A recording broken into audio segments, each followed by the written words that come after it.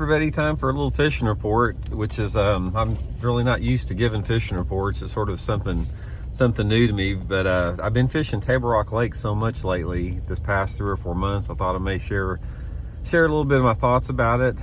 Normally on these instructional trips that I do in between the tournaments, I'm fishing all over the place: Lake of the Ozarks, Stockton, Grand, Beaver, Bull Shoals, all over. But I guess it's because there's been so many big tournaments on Table Rock the last year or so that everybody's wanting to fish Table Rock. So I've been spending a lot of time on it, and got a few thoughts I wanted to share with everybody on Table Rock right now.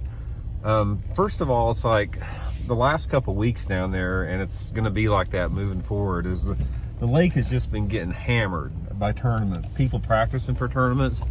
And I've always been a big advocate that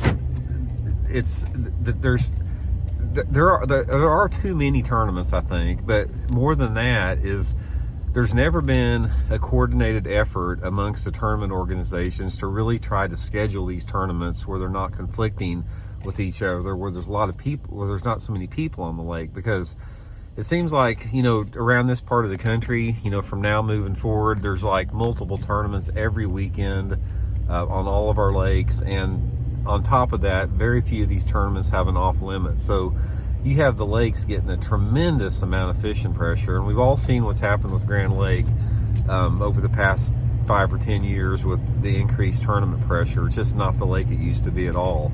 And I attribute that completely to fishing pressure, particularly high level fishing pressure from tournament fishermen. And I'm not saying that there shouldn't be tournaments. I'm just saying that there needs to be a better effort to organize these tournaments where they're spaced apart further.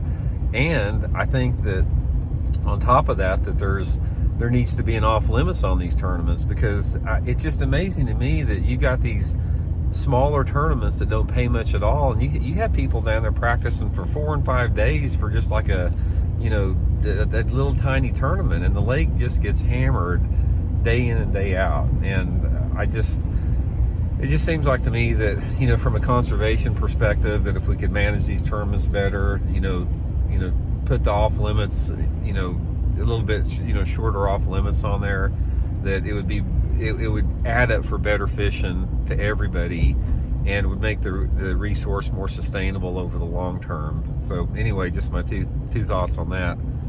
Next, another thing on that is, want to talk about a little bit again, is the Alabama rig. And when you can't not talk about the Alabama rig when you're talking about Table Rock Lake right now in this time of the year, because a couple things I want to say on this. First of all, I'm not a fan of the Alabama rig at all, and it's a lot of different reasons on it. But again, from a conservation standpoint and a sportsman's standpoint, but the main thing that I don't like about the Alabama rig is, like it's going on right now at Table Rock, is that when you have these tournaments that allow the Alabama rig, and I don't know why they still do, there's still some tournament circuits that allow it, is if you're not throwing the thing from January to like the end of March, you're not going to win any tournaments. You have got to throw it. If you do win a tournament on something besides an Alabama rig during the first quarter of the year in this part of the country,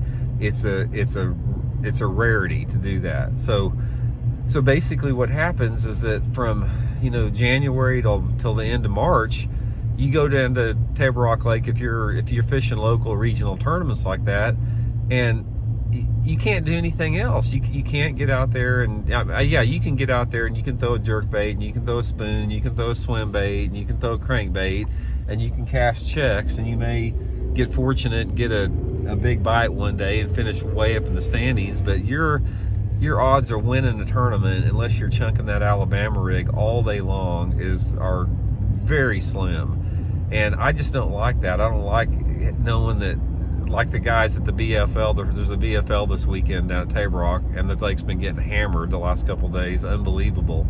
But if you go to that BFL tournament tomorrow and you don't throw nothing but an Alabama rig all day long, you're not going to walk away with that trophy, I can promise you. And so from that standpoint of it, I just think it sort of takes the fun out of fishing a little bit. And a lot of people agree with me, and there's some people that don't, but that's just sort of my 2 cents on it. But anyway, to the fishing. I've been fishing Table Rock a bunch lately, probably as much as about anybody I know, and the lake's wide open on catching them right now, and it has been for a while. There's a lot of different ways you can catch fish at Table Rock now. It really just depends on what your goals are. I mean, if you want to go out and just have fun and catch a lot of fish, or if you want to catch big ones, or if you got tournaments and you want to win, a lot of different things. If you're wanting to catch big ones right now and you're wanting to win tournaments, like I said, you don't even need anything in the boat besides an Alabama rig. That's what's going to win those tournaments. But if you're wanting to go out and just catch a lot of fish, have a good time, and have a chance for a good one, fishing the mega bass jerkbait's the way to go. That's all I've been fishing basically on these trips, is the jerkbait trips. And it depends on the day. I mean, every day's different. Some are better than others, but there's enough fish in that zone, that 6 to 15 foot zone right now, to make it a really good jerkbait bite going on the lake. And the jerkbait bite is just all about the day, figuring out the right color, figuring out the right cadence. People ask me, what colors do you like? And I don't like any one color. I like the color they're biting that day. And that's why I'll go through and I'll recycle through colors quite a bit. But really good jerkbait bite going on the lake right now. Equal to the jerkbait bite, and probably even better for numbers, is the deep bite. There's a lot of fish at Table Rock Lake right now in that 25 to 40 foot zone, and they're really easy to see on your electronics. Even if you don't have a good set of electronics, you can graph the mouth of these creeks, points, guts, that type of stuff. A lot of shad. Fish are really easy to see on there, and those fish are really easy to catch on blade baits, small swim baits, football head jigs, that type of stuff. Problem with fishing like that is you're dealing with a lot of those 2 pound class fish, and they tend to school up like that smaller. But those bigger fish, those fish that you're catching on the jerkbait and the Alabama rig, those are the suspended fish. And particularly when you get around timber with some deeper water around for the suspended fish, that's when you're going to have the best chance to catch the biggest fish of the day that you're going to catch.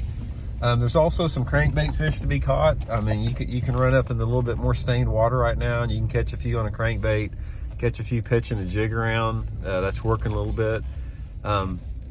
And like I said, this stuff like this is going to be, this patterns that are working right now are going to be working probably fairly decent over the next couple weeks. But once that water temperature starts getting up close to 50 degrees, which is not going to be that much longer. If we get a week or two of really warm weather, you're going to start seeing those water temperatures start to hit 50 degrees. And once that main lake starts to get 50 degrees, you're going to notice a big transition where your crankbaits are going to start, being more productive. Spinner bait's going to come into play. And of course, the Alabama rig and the jerkbait are going to stay productive all the way up until the fish actually get on the beds. But anyway, a lot of different ways to catch them right now. It's a good time to go to the lake. Like I said, just however you like to fish is a good way to do it. One of the things that's good right now is, like, if you want to get good at a technique, I don't care if it's, fishing a spoon or a little swim bait or a jerk bait or an Alabama rig. I suggest going down there and not taking anything else but that, and just look for that type of water. Because if you're fishing a football head jig, or if you're fishing a jerk bait, or if you're fishing an Alabama rig, it's all about finding the type of areas that those fish are on and understanding how those fish are positioned on that structure. And the way you do that is do it all day long. You don't go out and throw a jerk bait for 30 minutes and not get a bite, and then pick it up and try a dozen other things. You throw a jerk bait all day long, or a rig, or whatever.